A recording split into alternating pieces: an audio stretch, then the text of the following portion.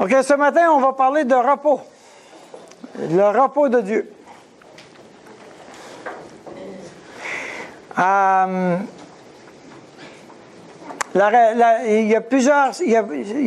y a beaucoup de choses qui m'ont motivé à aller dans cette direction-là. Je vais vous en nommer quelques-unes. Une des premières choses que je constate, ça fait quand même 30 ans que je suis dans le ministère. Donc, j'ai vu l'évolution des gens, des couples de l'Église, le mouvement. OK? Par exemple, il y a 30 ans, les gens étaient disponibles. Si j'avais à donner des cours de formation le samedi, vendredi soir, samedi, dimanche, j'avais pas de problème. Je pouvais facilement donner des cours. Je disais, OK, en fin de semaine, on fait une formation. Paf, on organisait ça. Quelques années après, là, ça fonctionnait bien. Savez-vous pourquoi? Parce que les femmes ne travaillaient pas encore à l'époque. La plupart des femmes, il y avait des femmes qui travaillaient, mais là, à cause de la pression, à cause de l'hypothèque de la maison, à cause de toutes sortes de raisons, il fallait que la femme s'est mise à travailler parce qu'il n'y avait pas le choix, il fallait travailler. Donc, les femmes ont commencé à travailler. Et là, tout à coup, on a commencé à perdre la disponibilité. Et il y a environ 15 ans, on ne pouvait presque plus rien faire le samedi. Le vendredi soir, oubliez-le, là. Mais le samedi, on ne pouvait presque rien faire. Alors, j'ai commencé à donner de la formation. Le dimanche après-midi, je donnais de la formation. Actuellement, même la formation le dimanche après-midi, c'est difficile. On y arrive, mais c'est difficile. Et ce qui a évolué, c'est le fait que les gens sont de plus en plus occupés. Et ce que j'observe, c'est que les gens sont de plus en plus stressés, préoccupés et prisonniers de tout leur environnement. Et même quand les gens veulent s'en sortir, c'est difficile parce qu'il y a un contexte à leur vie personnelle.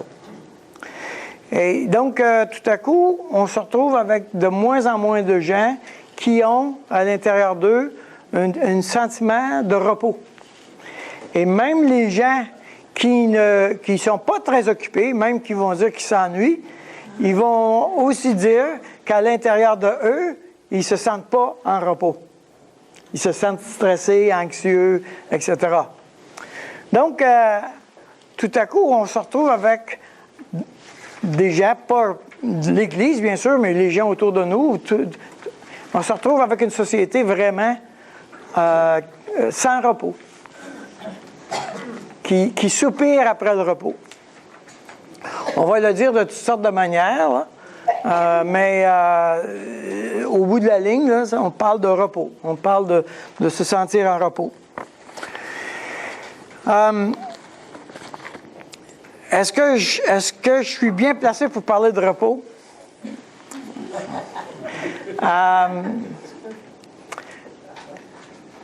Je connais 200 manières qu'il ne faut pas faire. Je ne connais pas encore la manière qu'il faut faire, mais j'ai passé 2 burn-out, j'ai fait 2 dépressions d'avoir trop travaillé. Évidemment, ça m'a obligé à réfléchir sur ces choses-là. Ça m'a fait faire un cheminement personnel. Qu'est-ce qui m'arrive, puis pourquoi ça m'amène là? Et qu'est-ce qui fait que... Est-ce que je suis encore en danger d'aller là? Et qu'est-ce qui fait que je suis jamais en repos? Donc, il a fallu que je réponde à un certain nombre de ces questions-là dans ma vie personnelle aussi. Je pense avoir compris quelques éléments. Et dernièrement, j'ai saisi encore de nouvelles choses suite au décès de mon père. Parce qu'il m'a appris quelque chose en ce qui concerne le repos que je n'avais jamais réalisé. Je vais vous partager ça un peu plus tard.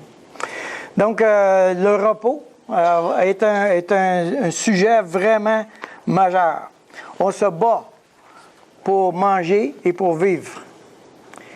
Juste gagner sa vie, gagner sa croûte, on se bat pour ça. On se bat avec la question de Dieu. Comment est-ce que ça fonctionne avec Dieu?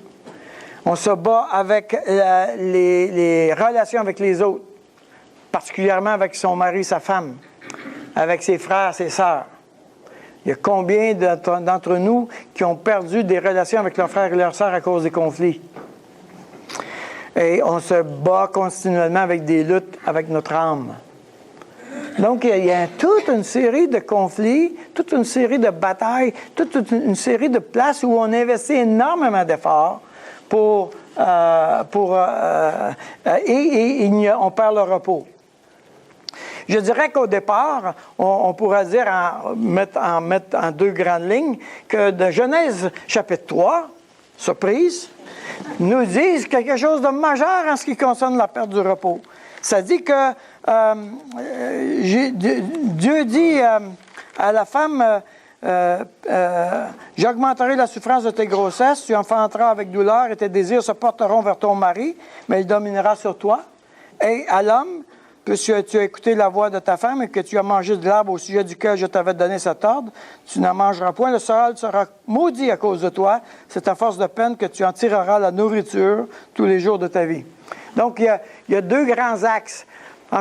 Pour ce qui concerne les femmes, il va y avoir une perte de repos dans leur relation avec l'autre, particulièrement avec son mari, mais aussi avec les autres êtres humains. En général, les femmes perdent leur repos à cause des conflits humains. Les hommes perdent leur repos à cause du travail. Ils doivent continuellement se battre pour pourvoir. Et bien sûr, je mets ça en gros, on s'entend, mais on pourrait dire les deux grands axes. Ce que j'aimerais faire avec vous autres, j'aimerais parler du repos en 5 parties. La première, on va regarder la théologie du repos. Et ensuite, on va appliquer cette théologie-là en 4 domaines. Avec Dieu, avec le monde, avec les autres, et notre oikos, notre communauté, et avec soi-même. Donc, 5 parties. Et aujourd'hui, on va regarder la première, qui est la théologie du repos, dans un premier temps. Et de comprendre, quand Dieu parle de repos, à quoi il pense. Quand Dieu a pensé au repos, à quoi il pensait. Voilà. Donc, allons-y avec la première, l'intention de Dieu. L'intention de Dieu en ce qui concerne le repos. Et vous allez tourner avec moi dans Genèse, chapitre 2. Et au verset 1 à 3. Ainsi, on est à la fin de la création, ainsi furent achevés les cieux et la terre et toute leur armée. Dieu acheva au 7e jour son œuvre qu'il avait faite, et il se reposa au 7e jour de toute son œuvre qu'il avait faite. Dieu bénit le 7e jour et il le sanctifia, parce qu'en ce jour, il se reposa de toute son œuvre qu'il avait créée en la faisant. Maintenant, même si le mot « reposer » est un mot approprié pour la traduction, le mot qui va plus proche du sens du texte hébreu lui-même, c'est cesser. Cesser intentionnellement toute activité. Autrement dit, quand Dieu dit « je me suis reposé », il n'est pas en train de dire « j'étais fatigué là ». « Hey, ça fait 6 jours que je travaille, un peu de repos. Je suis fatigué, je suis brûlé. » Non, il n'était pas fatigué. Il n'était pas au bout de son rouleau, comme on dit, parce qu'il avait travaillé 6 jours. Non. Il dit, je vais cesser intentionnellement toute activité. Alors ça, c'est différent. Je cesse intentionnellement toute activité. André Chouraki, qui est un juif libéral, a traduit la Bible, et il l'a traduit sur la base lui-même qui était hébreu. Ils sont achevés les ciels, la terre et toute leur milice. Elohim achève au jour 7e son ouvrage qu'il avait fait, et il chôme le jour 7e. Donc, il dit, il ne travaille pas, il cesse toute activité. Donc ça, c'est assez important de comprendre le point. C'est pas par fatigue, mais par intention. Je cesse une activité. Maintenant, il cesse toute activité en vue de jouir de son travail. Et les théologiens, en général, à cause de ce qui suit plus tard, sont d'accord pour dire que quand Dieu a arrêté de travailler pendant 6 jours, Et le but était de regarder ce qu'il a créé et d'en jouir. Ça ressemble un peu à quelqu'un qui fait un dessin, une toile, il peint une toile, un beau tableau, un paysage, etc. Il a travaillé dessus, et puis là, il l'accroche au mur, puis « Ah, ça c'est beau! » Voyez-vous? Je regarde ça. J'arrête de travailler sur la peinture, j'arrête de travailler sur l'œuvre, et je profite de l'œuvre. Je la regarde. J'en jouis du produit de mon travail. Je jouis du produit de mon travail. OK?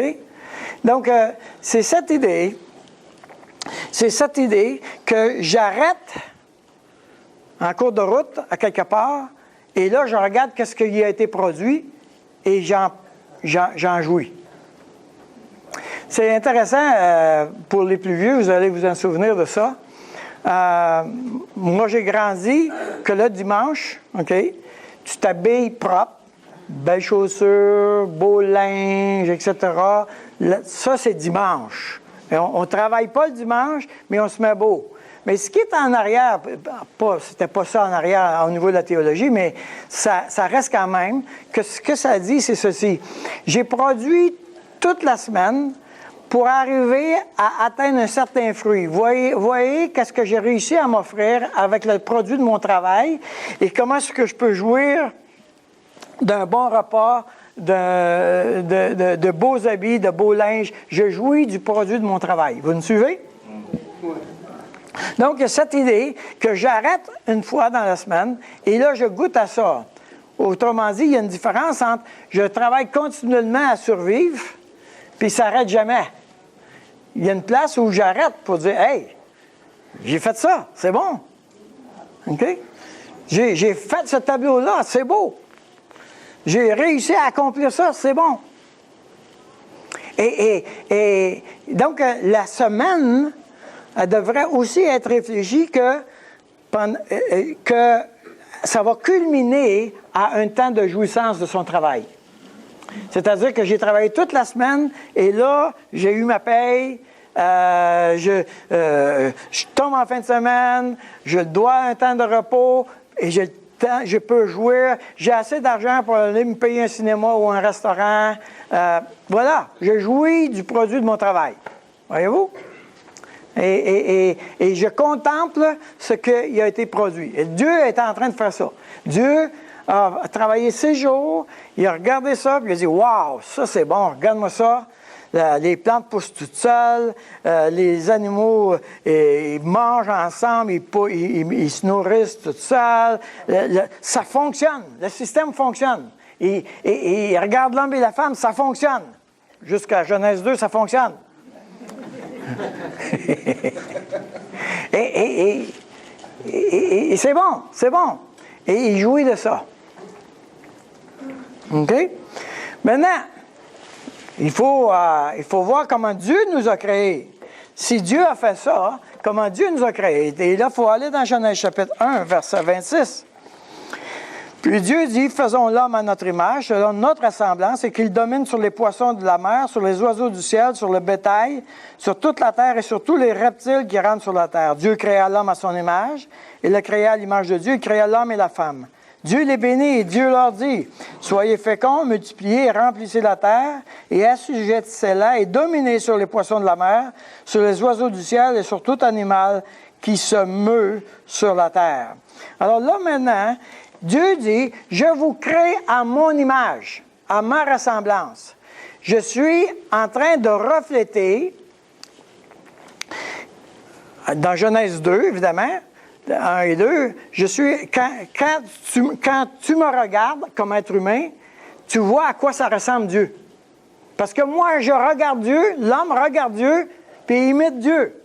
Donc, je vois à quoi ça ressemble Dieu. Comment il prend soin des animaux, comment il prend soin de la terre, comment il produit de la terre, comment il va permettre à la terre d'être plus productive dans l'ordre de la nature. La terre désire produire, elle désire se reproduire. Les animaux désirent se reproduire. Les animaux, et si moi je permets à l'animal, si je tond le mouton, si je trais la vache, si moi, comme image de Dieu, je prends soin du bétail, et il va produire quelque chose. Et le bétail va être heureux, la nature va être heureuse, et moi, je vais, à la 7e journée, je vais arrêter, puis je vais jouir de ce que j'ai réussi à produire davantage. Autrement dit, Dieu a joui au 7e jour du produit de son travail. Nous, on n'a pas le pouvoir sur le cycle des saisons, on n'a pas le pouvoir sur quand est-ce que le soleil se lève ou se couche, mais on a un mini-pouvoir sur des éléments de la création. Et sur la base de ce que je peux travailler, je vais jouir de ça. OK? C'est important, ça. Donc, quand la Bible a dit « dominer et assujettir », là, on est en train de définir c'est quoi le travail. C'est créer, modifier et gérer la nature de manière à lui permettre de réaliser ce pourquoi elle a été créée.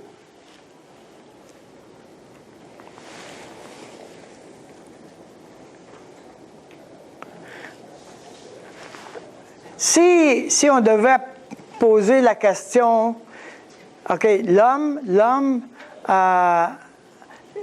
il va dominer, je ne sais pas moi, un animal. C'est-à-dire, quand on parle de dominer, là, ça ne peut pas dans le sens négatif du terme, mais dans le sens de gérer, prendre soin, de créer son environnement pour qu'il puisse arriver à faire quelque chose de bien. OK?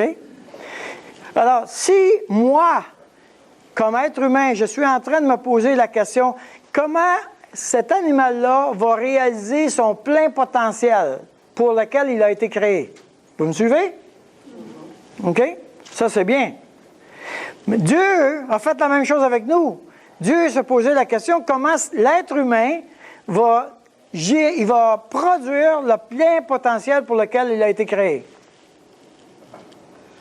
Et le plein potentiel pour lequel l'homme a été créé, c'est de lui rendre la gloire.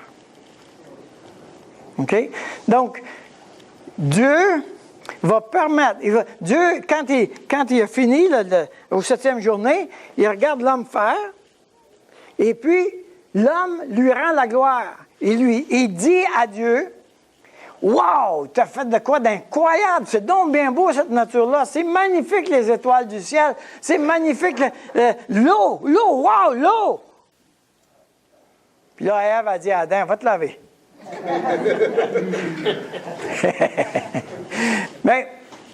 Mais le point, c'est que Dieu est en train, il a mis l'homme, et l'homme, il est bébé dans la nature. Il doit apprendre à produire, il doit apprendre à servir Dieu.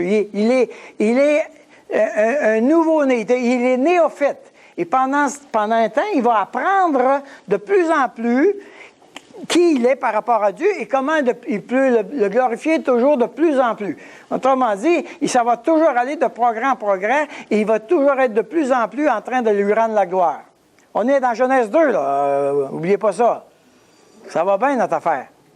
OK? Et l'homme, lui, va imiter Dieu. Il va être à l'image de Dieu. Il va faire la même chose avec les animaux que Dieu fait avec nous. C'est-à-dire qu'il va permettre à la nature de son plein potentiel. Ça va? Donc, créer, modifier, gérer la nature de manière à lui permettre de réaliser ce pourquoi elle a été créée. Okay? Et quand on parle de créer, on ne parle pas nécessairement de créer à partir de rien, mais cette pensée créatrice, qu'est-ce qu'on peut faire de mieux? Okay? On pourra dire la même chose de Dieu avec l'homme. Créer, modifier et gérer l'homme de manière à lui permettre de réaliser ce pourquoi il a été créé. Voyez-vous? C'est la même chose. Je vous perds-tu, là? Non. Non, OK. Donc, le 7e jour, c'est cesser intentionnellement toute activité de production pour jouir du fruit de son travail. Je l'ai dit abondamment, là. On arrête, puis on jouit. On arrête, puis on dit good. présentement, et ça me fatigue énormément, c'est qu'on est arrivé à la place où même les croyants récupèrent ce qu'ils n'ont pas eu le temps de faire pendant la semaine. Ils vont faire leurs épiceries, ils vont réparer un morceau de toiture, vous faites n'importe quoi. Ça m'inquiète, honnêtement. Vous autres, là, je dirais, je suis presque certain que la moitié de l'Assemblée ici a un projet pour après-midi, quelque chose à faire, qu'ils n'ont pas réussi à faire cette semaine. OK? Alors, voyez-vous, là, on vient d'échapper quelque chose d'important. Parce que là, tu n'es plus en train de jouir du produit de ton travail, mais tu es en train de travailler encore et encore. Tu ne cesses jamais d'être occupé. OK? On est en train d'échapper. Dieu dit dans Amos, écoutez là, vous allez fermer la porte de Jérusalem parce que les vendeurs amènent nos produits pour être prêts à vendre le lendemain. Autrement dit, vous vous préparez à vendre. Vous préparez votre semaine le samedi pour pouvoir vendre plus le dimanche. Dans ce temps-là, c'était le sabbat, c'était le samedi. OK? Mais le point, c'est que Dieu leur reproche de préparer leur semaine. Et misère. Je vois ça, moi. Je vois ça, puis vous voyez ça. Et là, voulez-vous vous reposer, oui ou non? Ça va être la question. Et ça veut dire que ça se peut qu'on doive donner un coup de barre sur notre manière d'aborder la question de la vie. OK?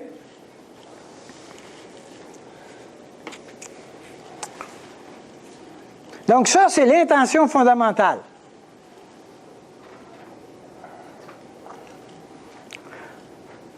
Maintenant, on va...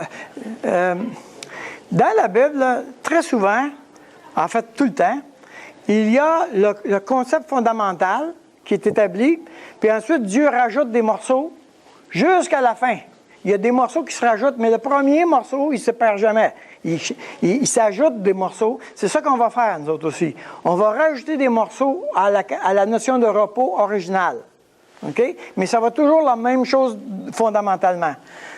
Donc, la première place, assez bizarrement, la question, le mot repos arrive dans Exode chapitre 20. C'est pour ça qu'on a pris ce mot-là et on l'a amené dans Genèse chapitre 2. Mais le mot arrive dans Exode chapitre 20.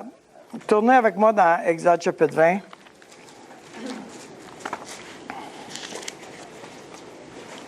Et au verset 9. Tu travailleras 6 jours et tu feras tout ton ouvrage. Mais le 7e jour est le jour du repos de l'Éternel. C'est nouveau, ça. Il emploie ce mot-là par rapport à le jour où Dieu a cessé intentionnellement son activité. Là, il a introduit le mot repos. Le 7e jour est le jour du repos de l'Éternel ton Dieu. Tu ne feras aucun ouvrage, ni toi, ni ton fils, ni ta fille, ni ton serviteur, ni ta servante, ni ton bétail, ni l'étranger qui est dans tes portes. Car en 6 jours, l'Éternel a fait les cieux, la terre et la mer, et tout ce qui est contenu. Et il sera reposé le 7e jour. C'est pourquoi l'Éternel a béni le jour du repos et l'a sanctifié. Alors là, il introduit la notion du 7e jour où on s'arrête à cause... Et la raison fondamentale, c'est à cause de la création. Parce que Dieu a créé pendant 6 jours et qu'il a arrêté une 7e journée, vous allez créer pendant 6 jours et puis vous allez arrêter une 7e journée. Dieu a béni. Maintenant, il faut savoir que c'était extraordinairement révolutionnaire à l'époque de dire tout le monde arrête de travailler. Parce que là, toute la question des esclaves, les animaux, tout travaillait à fond.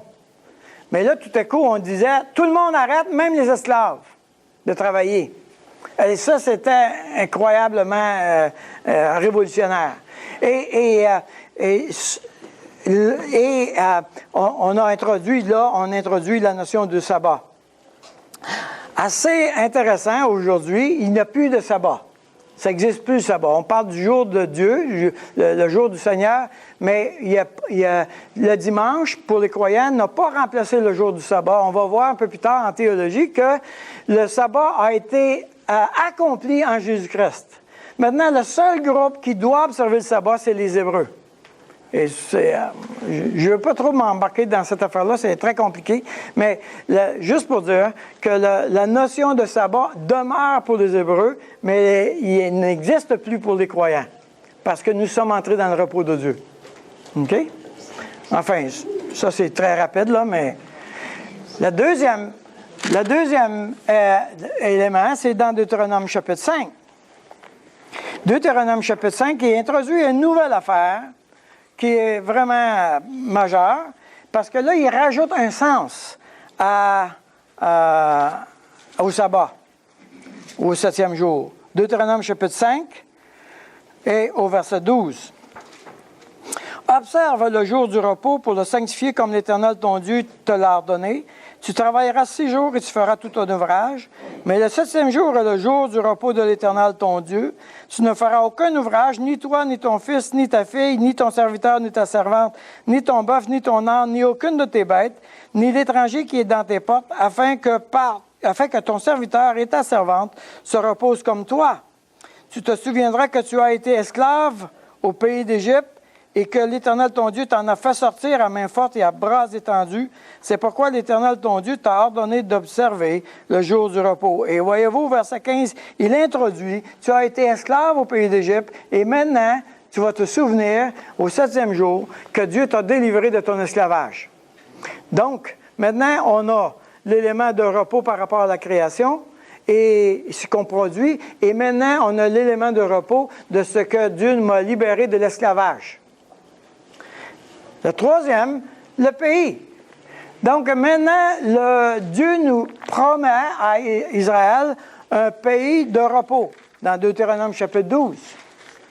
Il promet à Israël, vous allez entrer dans le pays de repos. Le pays promis, c'est le pays de repos, n'est-ce pas? Et là, il introduit un nouvel élément, le pays. Donc, on a la création, la rédemption, le pays, OK, dans Deutéronome chapitre 12. Il faut que je me souvienne du verset. Verset 9.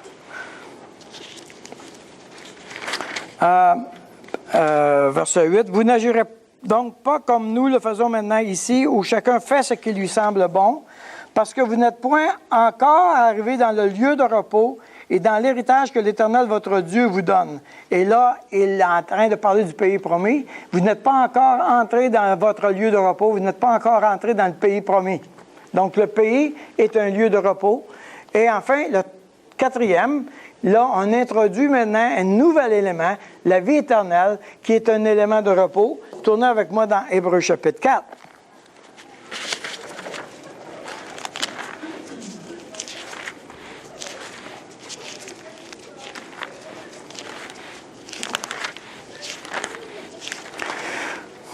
Et au verset 1.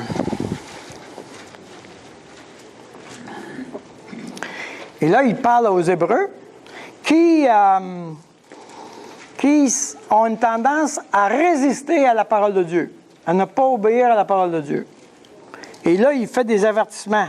Au chapitre 3, verset 15, il dit « Aujourd'hui, si vous entendez sa voix, n'endurcissez pas vos cœurs comme lors de la révolte. » Chapitre 4, verset 1. « Craignons donc, tandis que la promesse d'entrer dans ce repos subsiste encore, qu'aucun de vous ne paraisse être venu trop tard. Car cette bonne nouvelle nous a été annoncée aussi bien qu'à eux, mais la parole qui leur fut annoncée ne leur servit de rien, parce qu'elle ne trouva pas de la foi chez ceux qui l'entendirent. Pour nous qui avons cru, nous entrons dans le repos, selon qu'il est dit, je jurerai dans ma colère, ils n'entreront pas dans mon repos. Il dit cela, quoique ses œuvres aient été achevées depuis la création du monde. Car il a parlé quelque part ainsi du 7e jour, et Dieu se reposa de toutes ses œuvres le 7e jour. Et ici encore, ils n'entreront pas dans mon repos. Or, puisqu'il est encore réservé à quelques-uns d'y entrer, et que ceux à qui d'abord la promesse a été faite n'y sont pas entrés à cause de leur désobéissance, Dieu fixe de nouveau un jour, aujourd'hui, en disant dans David, bien longtemps après, comme il est dit plus haut, aujourd'hui, si vous entendez sa voix, n'endurcissez pas vos cœurs. Car si Josué leur avait donné le repos, si Josué leur avait donné le pays promis qui fait qu'ils se reposent, s'il avait vraiment atteint le repos de Dieu dans le pays promis, Dieu ne parlerait pas encore après cela d'un autre jour de repos. Voyez-vous? Donc, Dieu est en train de construire la notion de repos dans la parole de Dieu. Elle est construite. Et c'est vraiment important de comprendre. C'est vraiment important de comprendre que les éléments historiques deviennent des images de l'intention de Dieu, des images de l'intention finale de Dieu. Voyez-vous, le dessein de Dieu original, avant la chute, Dieu a l'intention de le réaliser final, un jour. Ce qu'il y a dans sa tête, au départ, Dieu réalise toujours ce qu'il a projeté, toujours. Il y a un cheminement dedans, mais il va toujours accomplir ce qu'il avait projeté, toujours. Et une des choses qu'il avait projeté, c'était que lui, Dieu, jouirait de son travail. Et la Bible dit, Jésus est entré dans son repos. C'est ça que ça dit, hein, dans l'hébreu. Jésus est entré dans son repos. Qu'est-ce qu'il est en train de faire? Jésus est en train de jouir de son travail. C'est-à-dire qu'il y a des gens qui se convertissent à lui à cause de son travail de salut. C'est formidable, non? Hey! Et là, Jésus, lui, est en train de se reposer dans son ciel, en train de dire, c'est grâce à moi. Hey, c'est bon! C'est les fruits de mon travail. C'est les fruits de mon œuvre. Il est en train de jouir du travail de la croix. OK? Donc, Dieu veut jouir de son travail avec les hommes et il veut que les hommes jouissent de leur travail avec lui. Donc, si vous pensez qu'au ciel, on ne travaille pas, là, oubliez ça. Tu ne peux pas jouir de ton travail si tu n'as pas travaillé. La beauté de l'affaire, c'est que c'est toujours facile. C'est plus pénible. Genèse 3 nous introduit l'élément pénible de la chose. Tu veux réparer un moteur, ça ne marche jamais comme tu veux. Là, ça va marcher tout de suite. Tu veux créer un logiciel, il n'y a pas de bug. Ça marche tout de suite. C'est le ciel pour les ingénieurs. Hein? Tout est facile. Mais nous avons été créés à l'image de Dieu. On va continuer de créer des choses. On va continuer de produire des choses et on va continuer de jouir de ce qu'on a produit. Imagine-toi, on en fait ça pendant l'éternité. Hey, les autos sont un conducteur. C'est-tu loin en arrière, ça? La vieille technologie, quoi, moi. On n'a même plus besoin d'auto pour se déplacer. Vous me suivez? C'est vraiment important. C'est important de voir le départ, comment Dieu l'a pensé, puis comment il l'accomplit à la fin, pour comprendre dans quoi nous sommes, nous autres, là. OK? Bon, donc, ça nous amène au lieu de repos. Je vous ai donné une feuille comme ça, et qui nous parle des lieux de repos. Et quand on parle de lieu de repos, on parle d'un endroit où on établit sa présence, sa demeure. Le lieu de repos, c'est la place où je vis. OK? Et j'ai mis les 4 éléments. Dieu, la création, la collectivité, la rédemption, la communauté, le pays et soit la vie éternelle. Et pour établir le repos dans la vie, dans nos vies personnelles, on va partir de Dieu, puis on va enraciner le repos jusqu'à nous. Autrement dit, Dieu englobe toutes choses. Donc, si je ne peux pas en paix avec Dieu, même si je travaille sur toutes les autres affaires, regarde, Dieu englobe toutes choses. Il faut que tu sois en paix avec Dieu. Ensuite, je vis dans un environnement. Je vis dans le monde. Alors, il faut que je sois en paix avec le monde. Ensuite, dans le quotidien, je vis avec mon oikos, avec ma communauté. Il faut que je sois en paix avec ma communauté et finalement avec moi-même. Donc, si je pars de l'extérieur ou de Dieu et je m'en vais vers moi pour établir les principes qui vont régir ma paix, je vais construire la paix dans ma vie personnelle. Et ce qu'on va faire, c'est qu'on va utiliser Genèse 3 encore pour travailler sur ces 4 éléments-là. La relation avec Dieu, l'enjeu de la tentation, la relation avec le monde, le fruit de la tentation, la relation avec les autres et avec soi, les effets de la tentation. Donc, si on dit que Dieu a introduit le repos dans Exode chapitre 20 à cause de la création, on parle de ma relation avec Dieu.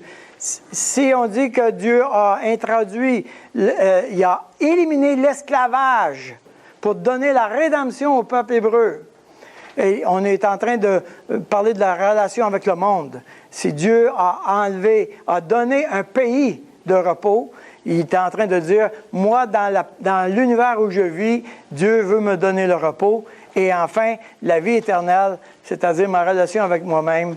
Comment est-ce que je nourris ma vie personnelle qui va me donner un lieu de repos. OK? Maintenant, j'aimerais vous allez prendre la page au verso, puis c'est écrit « Ma situation personnelle ». Et je l'ai mis en 4 domaines. C'est ma petite tendance à classifier toutes choses. Donc, je peux être, dans le premier quadrant, je peux être occupé et reposé. C'est pas parce qu'une personne est occupée qu'elle n'est pas reposée.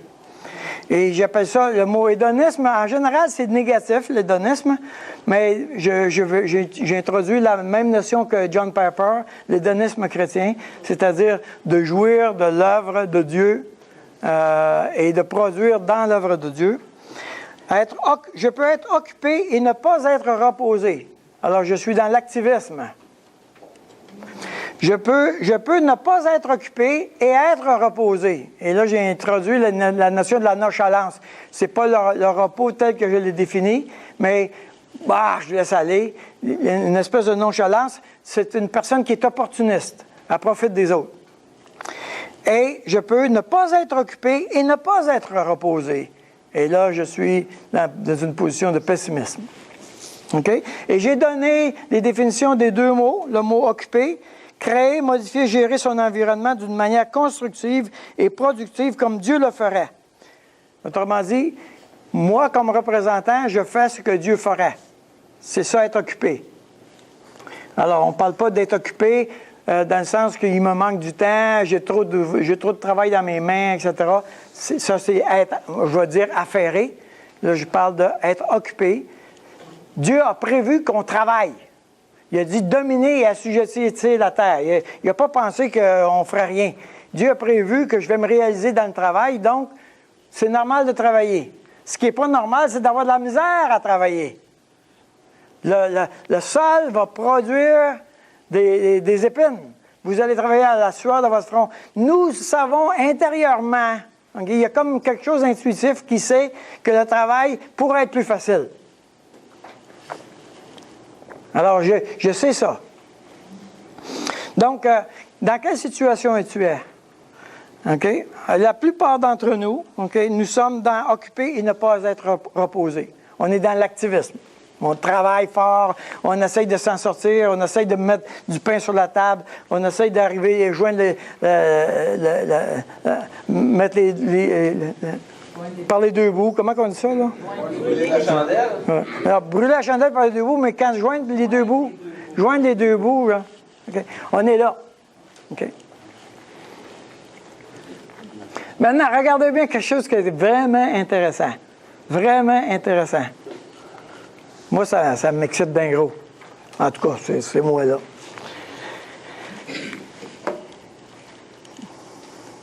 On parle de la création. Dieu a créé toutes choses, puis il s'est reposé le 7e jour. Puis il dit, vous allez travailler 6 jours, vous allez arrêter une 7e journée. Mais c'est qui a fait la job de créer? C'est Dieu. Hein? C'est Dieu. Dieu a créé. Maintenant, Israël était en esclavage, ils ont vécu la rédemption, ils ont traversé la rédemption. C'est qui a fait la job de la rédemption? C'est Dieu. Maintenant, Dieu a dit à son peuple, vous allez aller dans le désert, tout ça, mais je vous donne un pays promis. C'est qui a donné le pays? Maintenant, Dieu a dit, vous avez de la misère à avoir une relation correcte avec moi, je veux résoudre le problème et je vous donne la vie éternelle. C'est qui l'a fait? Dieu. C'est Dieu. C'est intéressant, hein? Dieu a tout fait. Alors, venez, vous tous qui êtes fatigués et chargés, je vous donnerai du repos. Intéressant, hein? Dieu, je peux profiter et jouir du travail de Dieu. Et c'est pour ça que Dieu dit, entrez dans mon repos. Profitez du travail que j'ai fait pour vous. Entrez dans mon repos. Alors, comment on va entrer dans le repos de Dieu? C'est ce qu'on verra dans les prochaines rencontres. OK? Mais on a déjà une orientation.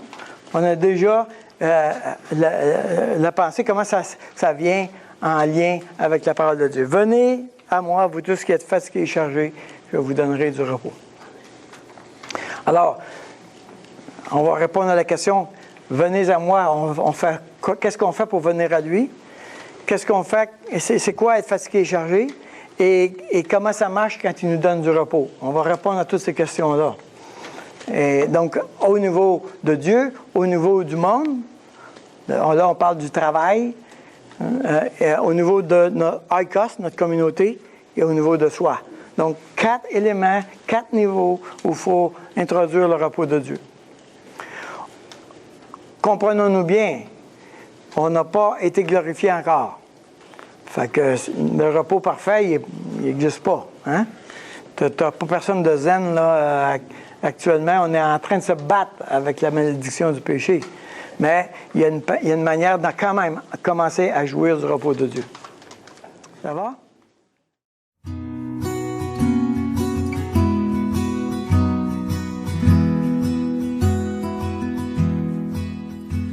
Quel repos céleste, Jésus, d'être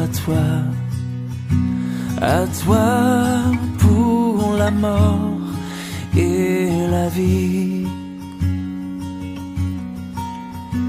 Dans les jours mauvais, de chanter avec foi, tout est bien, ma paix est infinie. Quel repos, quel repos, quel repos, quel silence.